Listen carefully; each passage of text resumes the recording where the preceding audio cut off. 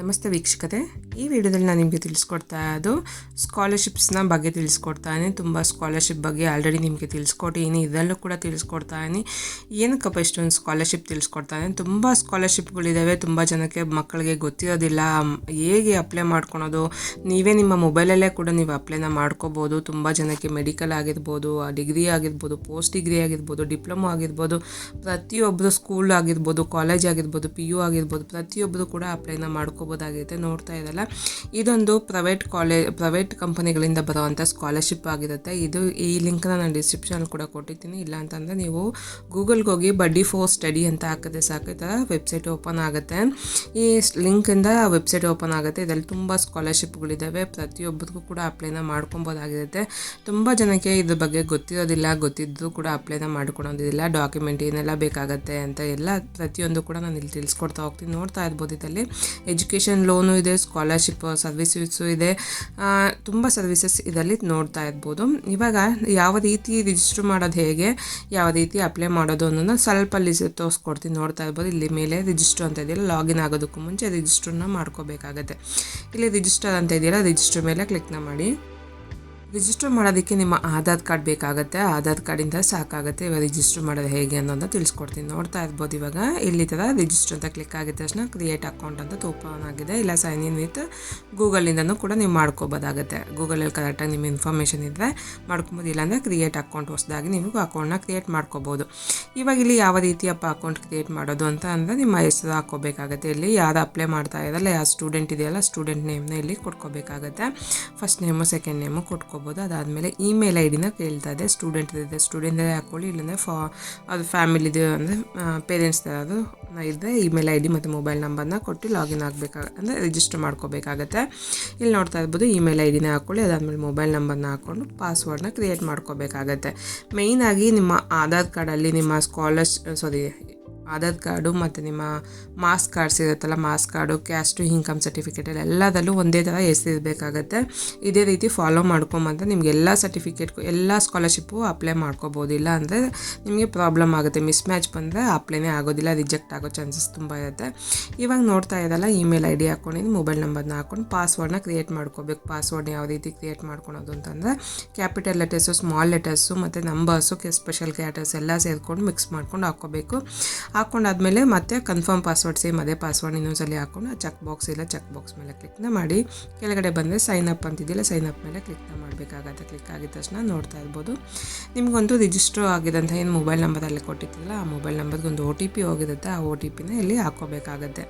ನಾನು ತುಂಬಾ ಸ್ಕಾಲರ್ಶಿಪ್ ಬಗ್ಗೆ ತಿಳಿಸ್ಕೊಟ್ಟಿದ್ದೀನಿ. ಎಲ್ಲ ಲಿಂಕು ಕೂಡ ಡಿಸ್ಕ್ರಿಪ್ಷನ್ ಕೊಟ್ಟಿರ್ತೀನಿ. ಇಲ್ಲ ನಾನು ವೆಬ್ಸೈಟ್ಗೆ ಹೋಗಿ ನನ್ನ ಚಾನಲ್ಗೆ ಹೋಗಿ ಚೆಕ್ ಮಾಡ್ಬೋದು. ಅದರಲ್ಲಿ ತುಂಬ ಇರುತ್ತೆ. ನೋಡ್ತಾ ಇದ್ದಲ್ಲ, ಇಲ್ಲಿ OTPನ ಹಾಕ್ಕೊಂಡು ಸಬ್ಮಿಟ್ ಅಂತ ಇದ್ದಿಲ್ಲ, ಸಬ್ಮಿಟ್ ಮೇಲೆ ಕ್ಲಿಕ್ನ ಮಾಡೀನಿ. ಕ್ಲಿಕ್ ಆಗಿದ ತಕ್ಷಣ ಈ ಥರ ಓಪನ್ ಆಗುತ್ತೆ. ನೆಕ್ಸ್ಟು ಇಲ್ಲಿ ನಿಮ್ಮ ಜೆಂಡರ್ ಯಾವುದು ಅಂತ ಸೆಲೆಕ್ಟ್ನ ಮಾಡ್ಕೋಬೇಕಾಗತ್ತೆ. ಮತ್ತು ಯಾವ ಸ್ಟೇಟ್ ಅಂತ ಸೆಲೆಕ್ಟ್ ಮಾಡ್ಕೊಳ್ಳಿ.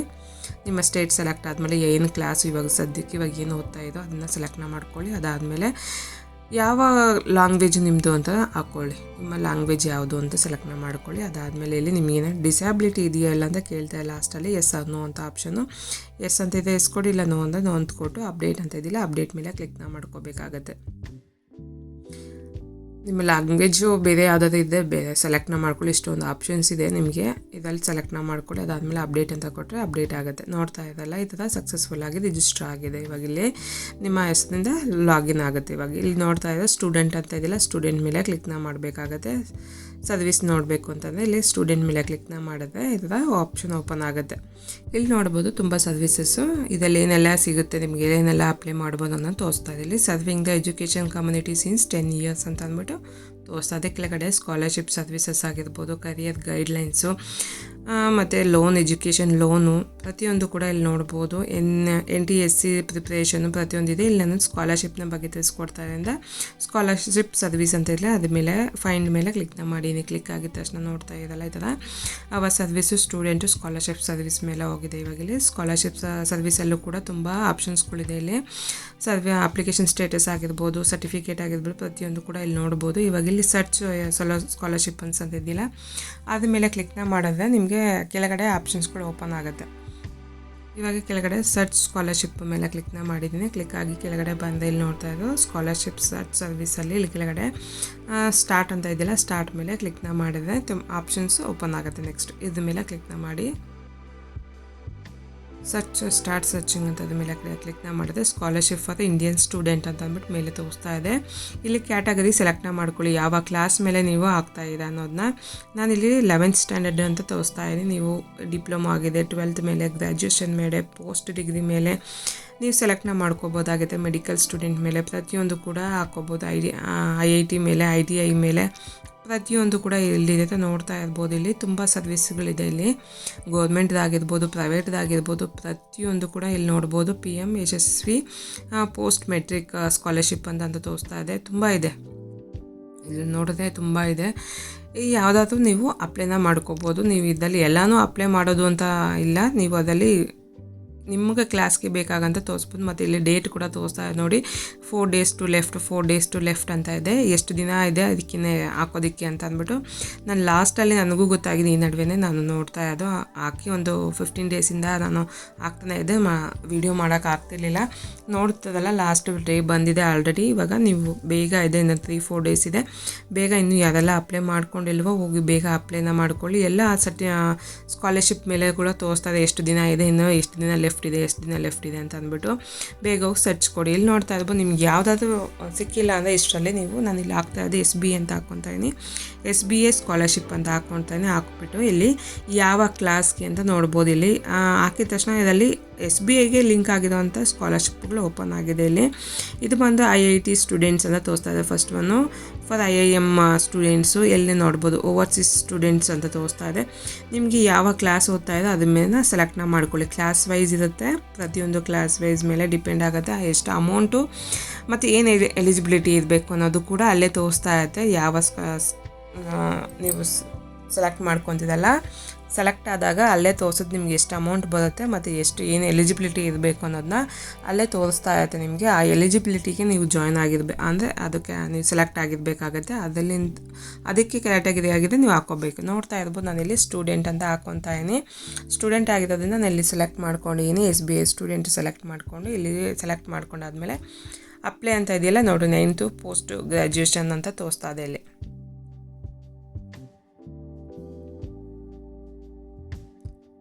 9 to ಪೋಸ್ಟ್ ಗ್ರ್ಯಾಜುಯೇಷನ್ವರೆಗೂ ನೀವು ಅದನ್ನ ಅಪ್ಲೈನ ಮಾಡ್ಕೋಬೋದು. ಮತ್ತು ನಾನು ಇಲ್ಲಿ ತೋರಿಸ್ತಾ ಇದ್ದೀನಿ ನೋಡಿ, SBA ಅಂತ ಹಾಕ್ಕೊಂಡ್ರೆ ಈ ಥರ ಆಪ್ಷನ್ಸ್ ಓಪನ್ ಆಗುತ್ತೆ. ಇಲ್ಲಿ ಕೆಳಗಡೆ ಬಂದ ನಿಮಗೆ ಇಲ್ಲಿ ಸ್ಟೂಡೆಂಟ್ಸ್ ಇದೆ, ಸ್ಟೂಡೆಂಟ್ನ ಸೆಲೆಕ್ಟ್ನ ಮಾಡ್ಕೊಳ್ಳಿ.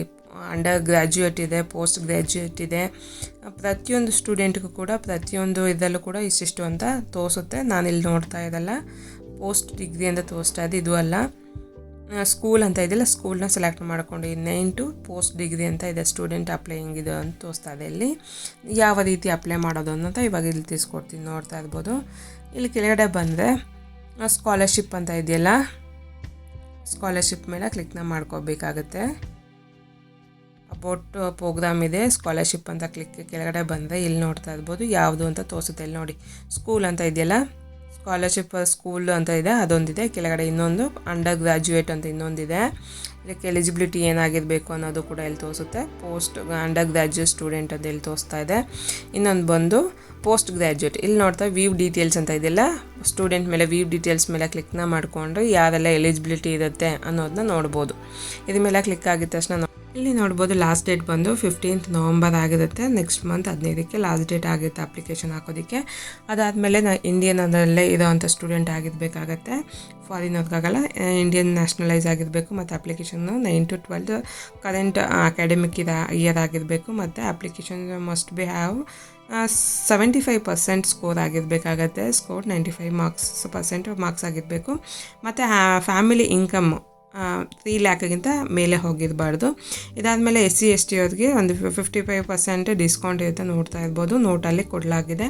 ಮತ್ತು ಬೆನಿಫಿಟ್ ಬಂದು ಒಂದು 15,000ವರೆಗೂ ನಿಮಗೆ ಸ್ಕಾಲರ್ಶಿಪ್ ಬರುತ್ತೆ. 15,000 ರೂಪಾಯಿವರೆಗೂ ಬೆನಿಫಿಟ್ ಬರುತ್ತೆ. ಸ್ಕಾಲರ್ಶಿಪ್ ಫಾರ್ 15,000 rupees ಅಂತ ತೋರಿಸ್ತಾ ಇದೆ. ಇಲ್ಲಿ ಡಾಕ್ಯುಮೆಂಟ್ಸ್ ಏನೆಲ್ಲ ಬೇಕಾಗುತ್ತೆ ಅನ್ನೋದು ಇಲ್ಲಿ ತೋರಿಸ್ತಾ ಇದೆ. ಪ್ರತಿಯೊಂದು ಮಾರ್ಕ್ಸ್ ಕಾರ್ಡು 10th ಆಗಿರ್ಬೋದು, 12th ಆಗಿರಬೇಕು, ಇದು ಮಾರ್ಕ್ಸ್ ಕಾರ್ಡ್ನ ಅಪ್ಲೋಡ್ನ ಮಾಡಬೇಕಾಗತ್ತೆ. ನಿಮ್ಮದು ಕರೆಂಟ್ ಫೀಸ್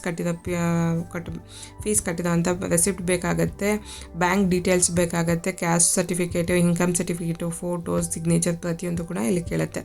ನೋಡ್ಬೋದು ಯಾವ ರೀತಿ ಅಪ್ಲೈ ಮಾಡೋದು ಅನ್ನೋದು ಕೂಡ ಇಲ್ಲಿ ತೋರಿಸಲಾಗಿದೆ. ನೋಡೋದಲ್ಲ, ಪ್ರತಿಯೊಂದು ಕೂಡ ಇಲ್ಲಿ ನೋಡಿಕೊಂಡು ನೀವು ಅಪ್ಲೈನ ಮಾಡ್ಬೋದಾಗಿರುತ್ತೆ. ಇವಾಗ ಅಪ್ಲೈ ಅಂತ ಇದೆಯಲ್ಲ, ಅಪ್ಲೈ ಮೇಲೆ ಕ್ಲಿಕ್ನ ಮಾಡ್ಕೊಳ್ಳಿ. ಅಪ್ಲೈ ಮೇಲೆ ಕ್ಲಿಕ್ ಆಗಿದ ತಕ್ಷಣ ನಿಮಗೆ ನೆಕ್ಸ್ಟು ಪೇಜ್ ಇಲ್ಲಿ ಓಪನ್ ಆಗುತ್ತೆ. ಇಲ್ಲಿ ಬಂದರೆ ಯಾವ ಕ್ಲಾಸ್ಗೆ ಅಪ್ಲೈ ಮಾಡ್ತಾ ಇದ್ದ ಕೆಳಗಡೆ ಬರಬೇಕಾಗತ್ತೆ. ಕೆಳಗಡೆ ಲಾಸ್ಟಿಗೆ ಬಂದರೆ ಇಲ್ಲಿ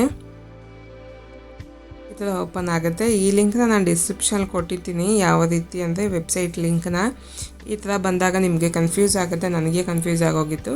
ಈ ಥರ ಬಂದಾಗ ನಿಮ್ಗೆ ಎಲ್ಲಿ ಯಾವ ರೀತಿ ಅಪ್ಲೈ ಮಾಡೋದು ಹೇಗೆ ಅನ್ನೋದನ್ನ ಕನ್ಫ್ಯೂಸ್ ಆಗುತ್ತೆ. ಲಾಸ್ಟಿಗೆ ಬಂದರೆ ನಿಮ್ಗೆ ಈ ಥರ ಲಿಂಕ್ ಓಪನ್ ಆಗುತ್ತೆ. ಕೆಳಗಡೆ ಲಾಸ್ಟಿಗೆ ಬಂದಾಗ ನೋಡ್ತಾ ಇಲ್ಲ, ಇಲ್ಲಿ ಲಿಂಕ್ ಇದೆ, ಈ ಥರ ಬರುತ್ತೆ. ಈ ಲಿಂಕ್ ಮೇಲೆ ಅಪ್ಲೈ ನೌ ಅಂತ ಇದೆಯಲ್ಲ, ಅಪ್ಲೈ ನೌ ಮೇಲೆ ಕ್ಲಿಕ್ನ ಮಾಡಿ.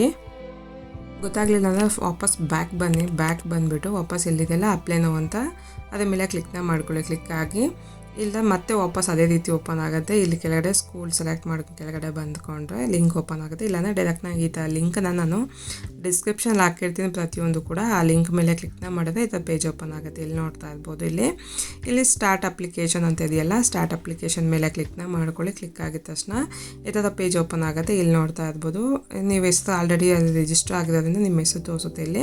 ಇಲ್ಲಿ ಸ್ಕಾಲರ್ಶಿಪ್ ಸ್ಕೂಲ್ ಎಜುಕೇಷನ್ಗೆ ಅಂತ ಇದೆ, ಸ್ಟಾರ್ಟ್ ಅಪ್ಲಿಕೇಶನ್ ಅಂತ ಇದೆಯಲ್ಲ ಅದ್ರ ಮೇಲೆ ಕ್ಲಿಕ್ನ ಮಾಡಿ.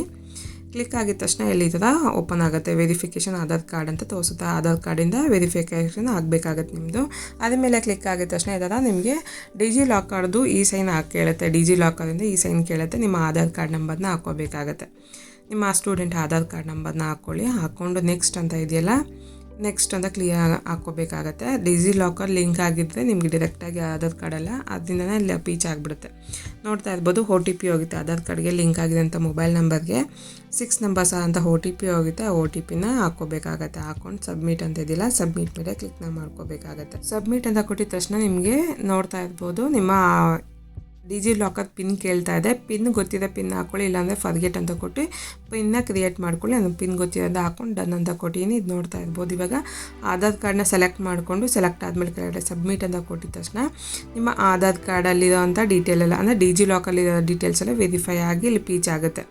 ನೋಡ್ತಾ ಇರ್ಬೋದು, ನಿಮ್ಮ ಆಧಾರ್ ಕಾರ್ಡಲ್ಲಿರೋಂಥ ಡೀಟೇಲ್ ಡಿಜಿ ಲಾಕರಲ್ಲಿ ಏನೆಲ್ಲ ಇರುತ್ತಲ್ಲ ಸೇವ್ ಆಗಿರೋದು ಅದೆಲ್ಲ ಇಲ್ಲಿ ಸೇವ್ ಆಗುತ್ತೆ. ಇವಾಗಲೇ ನಿಮ್ಮ ಹೆಸರು, ನಿಮ್ಮ ಫೋಟೋ, ಮೇಲೋ ಫೀಮೇಲೋ, ನಿಮ್ಮ ಅಡ್ರೆಸ್ಸು ಪ್ರತಿಯೊಂದು ಕೂಡ ಇಲ್ಲಿ ತೋರಿಸ್ತಾ ಇದೆ. ಇದೆಲ್ಲ ಕರೆಕ್ಟಾಗಿದೆ ಅಂತ ವೆರಿಫೈ ಮಾಡ್ಕೊಂಡು ಕೆಳಗಡೆ ಪ್ರೊಸೀಡ್ ಟು ಅಪ್ಡೇಟ್ ಅಂತಿದೆ. ಅಪ್ಡೇಟ್ ಕೊಟ್ಟಾದ್ಮೇಲೆ ಮತ್ತೆ ಪ್ರೊಸೀಡ್ ಟು ಅಪ್ಲೈ ಅಂತ ಇದೆ, ಅದ್ರ ಮೇಲೆ ಕ್ಲಿಕ್ನ ಮಾಡಿ. ನೋಡ್ತಾ ಇರ್ಬೋದು, ಸಕ್ಸಸ್ಫುಲ್ಲಾಗಿ ನಿಮ್ಮ ಆಧಾರ್ ಕಾರ್ಡ್ ಸೀಡ್ ಆಗಿದೆ. ಇವಾಗಿದು ಓಕೆ ಅಂತ ಕೊಟ್ಟಾದ್ಮೇಲೆ ಇಲ್ಲಿ ನೋಡ್ಬೋದು ವೆರಿಫೈ ಆಗಿದೆ ನಿಮ್ಮ ಆಧಾರ್ ಕಾರ್ಡು. ಇವಾಗ ಇಲ್ಲಿ ಅಪ್ಲೈನ ಮಾಡ್ಬೋದು. SBI platinum jubilee Asha scholarship for school student 2025 ಅದು ಅಪ್ಲೈನ ಮಾಡ್ತಾ ಇದೆ. ಇವಾಗ ಇಲ್ಲಿ ನೋಡ್ತಾ ಇರ್ಬೋದು, ನೀವು ರಿಜಿಸ್ಟರ್ ಆಗಿರೋದ್ರಿಂದ ನಿಮ್ಮ ಹೆಸರಾಗಿರ್ಬೋದು, ಮೊಬೈಲ್ ನಂಬರ್, ಇಮೇಲ್ ID ಮತ್ತು ಆಧಾರ್ ಕಾರ್ಡ್ ಸೀಡ್ ಆಗಿದೆ ಅಂದರೆ ಪ್ರತಿಯೊಂದು ಡೀಟೇಲ್ ಕೂಡ ಇಲ್ಲಿ ಶೋ ಆಗಿ ತೋರಿಸ್ತಾ ಇದೆ. ಪ್ರತಿಯೊಂದು ನೋಡ್ಬೋದಲ್ಲ ಇಲ್ಲಿ. ಇದಾದಮೇಲೆ ಕೆಳಗಡೆ ನಿಮ್ಮ ಡೀಟೇಲ್ಸ್ ಎಲ್ಲ, ಕರೆಂಟ್ ಅಡ್ರೆಸ್ ಎಲ್ಲ ಪ್ರತಿಯೊಂದು ಹಾಕ್ಕೋಬೇಕಾಗತ್ತೆ. ಅದಾದಮೇಲೆ ನಿಮ್ಮ family details, education details, documents ಮತ್ತು ಕ್ಯಾಸ್ಟ್ ಇನ್ಕಮ್ ಡೀಟೇಲ್ಸು ಮತ್ತು ಬ್ಯಾಂಕ್ ಡೀಟೇಲ್ಸು ಪ್ರತಿಯೊಂದು ಕೂಡ ನಿಮಗೆ ಇಲ್ಲಿ ಫಿಲ್ ಮಾಡ್ಕೊಂಡು ಹೋಗಬೇಕಾಗತ್ತೆ. ಅಪ್ಲೋಡ್ನ ಮಾಡ್ಕೋಬೇಕಾಗತ್ತೆ.